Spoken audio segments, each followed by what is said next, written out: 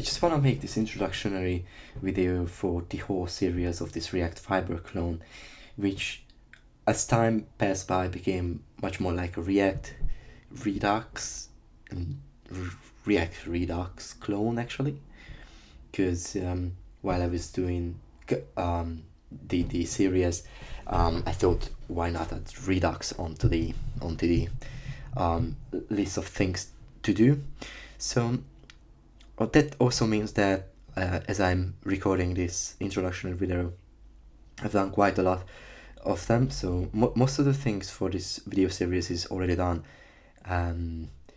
So I was just thinking that it might be time to put this in a framework. So I wanted to create this kind of presentation of what it's actually all about, what I had in mind when I started doing this whole video series, and what you can expect out of it. So I'm not quite done with it, but like most of the features that I wanted to put in there is actually in there, like with the source code in GitHub. I'm also planning to write some post about it, so yeah, feel free to check things out. But as I said, I just wanted to make a kind of an introductory video. So what it's gonna be, as the name implies, it's gonna be a React Fiber clone. So so first of all, the reason why I did this is because I've been working with React for quite a lot of time. I think it's fascinating technology, really fun to use, really good ideas behind it.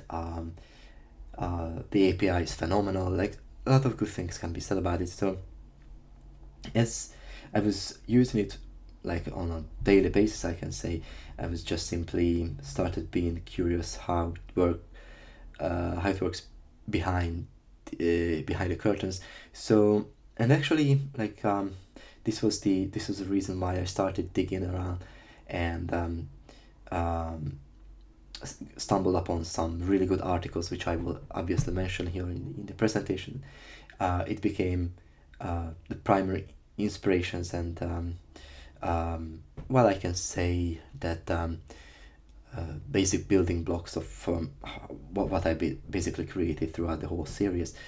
And I was just curious how it works. So I did not find, maybe I was just not looking hard enough, but I did not find any video series that describes how React works under the hood, or any virtual DOM implementation as of that matter. So I wanted to do this for that purpose. So at least there will be one video series that will solely focus on how things are, roughly implemented. Obviously, I'm not claiming that I know how it works, because it's beyond my comprehension, absolutely. Just like the basic principles, how it's done. So that was definitely one of the reasons to create this video series. But and the other idea is pretty much selfish reasons, and that being said, is that like the reason for that is just to learn, like just to explore things. And it turns out that when you record some video and you are talking through the process of things, that actually I think it's one of the best ways to learn things. Like I'm not a psychologist, but as I read some years ago, that the more way you are, if you're just reading something, that's one way of getting knowledge. But if you're reading something and you are writing some notes, or just thinking out loud, or actually explaining things to another, I don't even know, it was I don't even know who said that, but I think it's something like the Robert Freiman, I think, said that if you can explain things to someone, that's design, when you actually understand the concept. So it turned out that recording the video, even if I don't understand the concept, just getting to like the basic principles, it turns out to be one of the best methods to learn things. So that was definitely another motivation for creating this video series. So without further ado, I just want to go through what it's all about and what I tried to achieve this. So as I said, it's a React fiber core, and I want to say thanks to these guys. They were a huge inspiration, and their articles and posts and obviously the React source code proven to be like the foundations for what I've done here.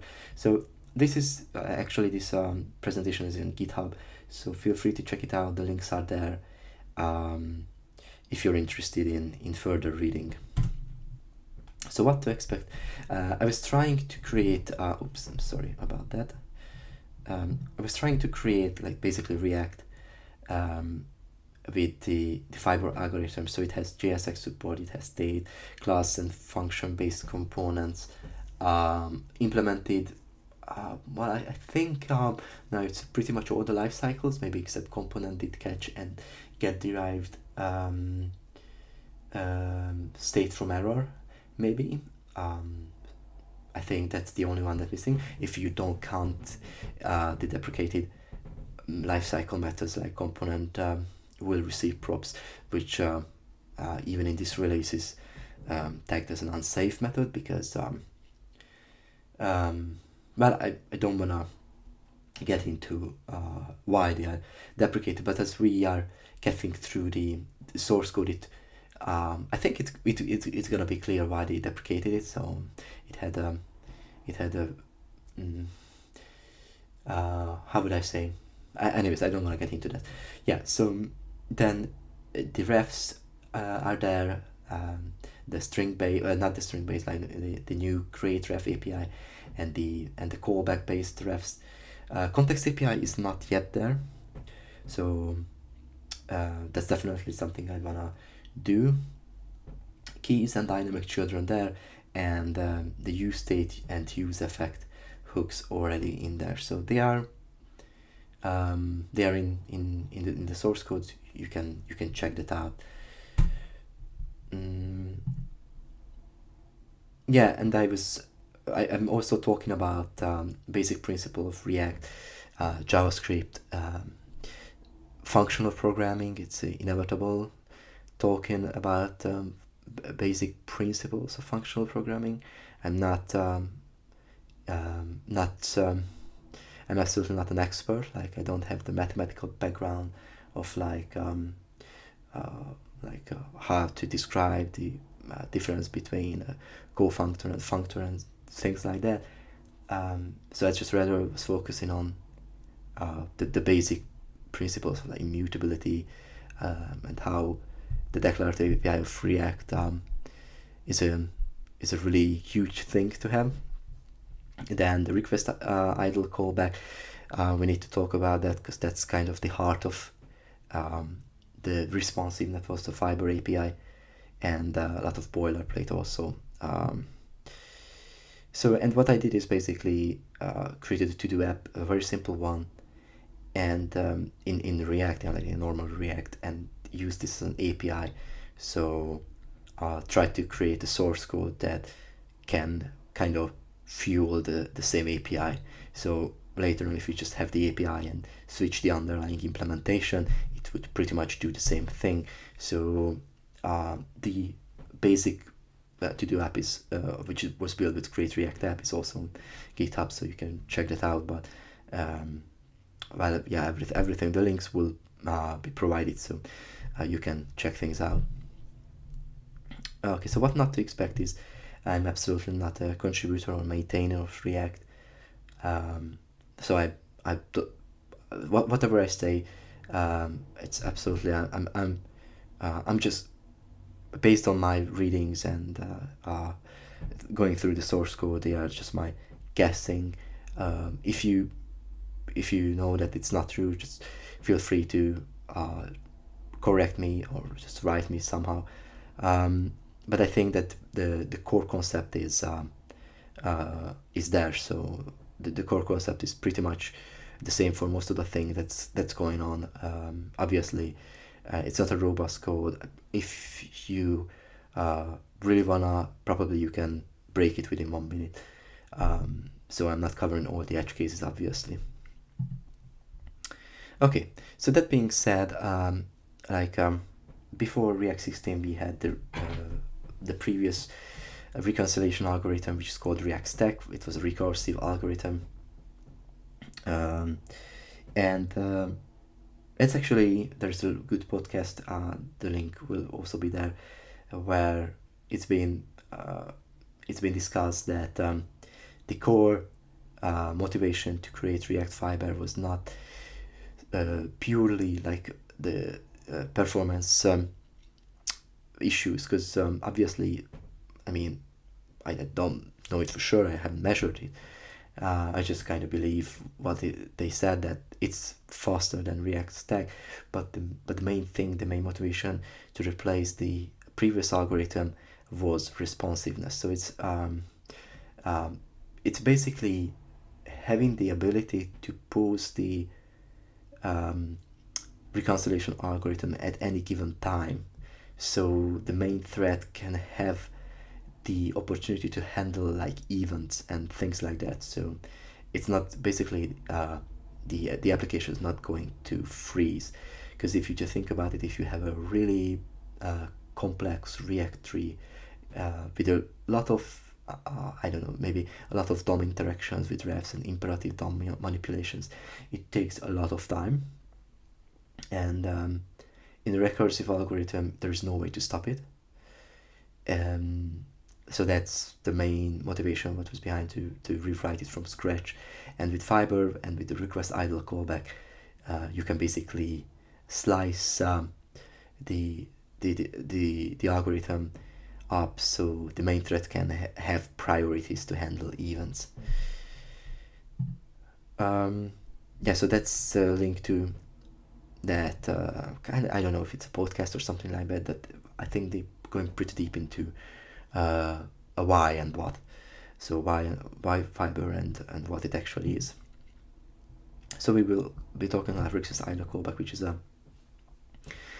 a DOM API. So well, we will talk about what it does. There is a separate little project to demonstrate why it's important, what you can do with it, and that's pretty much what allows the Fiber algorithm to be sliced up into little chunks.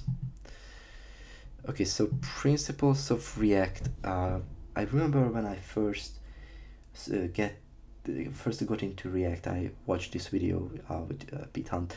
I don't know if he still has Facebook. I have no idea. Probably not. Anyways, there was a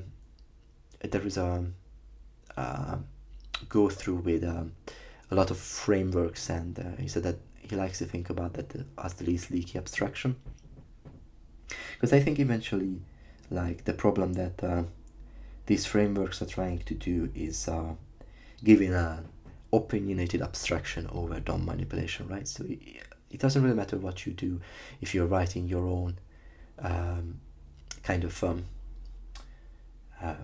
library, framework, whatever you want to call it, over the native DOM API, or you're using jQuery, you're using I don't know, Vue.js or Angular 1, Angular 2, whatever you want to call it.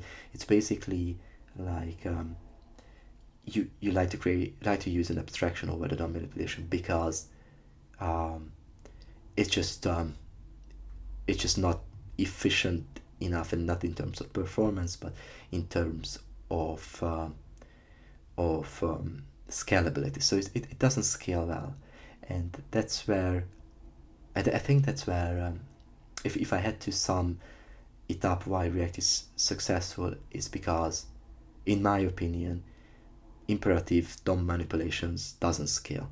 So it's just gonna become too much after a time, so you can't keep up the how you wanna manipulate things. So that's where declarative style is eventually will win, because that's the only way that you can only deal about what needs to be done, not how it needs to be done. and I think that gave the edge pretty much to React, and that being declarative is definitely one of the core principles of React, immutability. So I will get into that into some detail along the video series. And also there is a good talk on I think that was the first time they introduced it. I think it was 2013. There's a video on that when it was first introduced with JSX and stuff. Yeah, and that's from actually their own, I don't know if it's probably from their GitHub page. So declarative, efficient, and flexible JavaScript library for building user interfaces. So like I think declarative, flexible, it pretty much says everything, and that's why I was going through the and put pressure on it being declarative. And just some other thoughts that I remember reading, like blog posts and articles about what is React, why is powerful, and these things were definitely coming up, like Virtual DOM, and like it's being fast, the JSX, the unilinear data flow, and being declarative and being component based.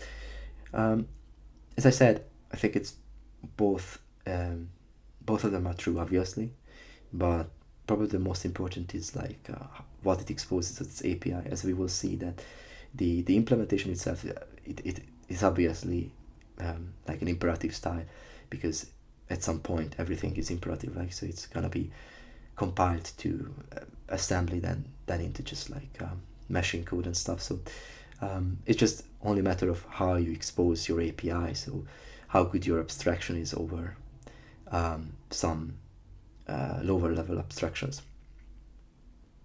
And yeah, I think pretty much that's it.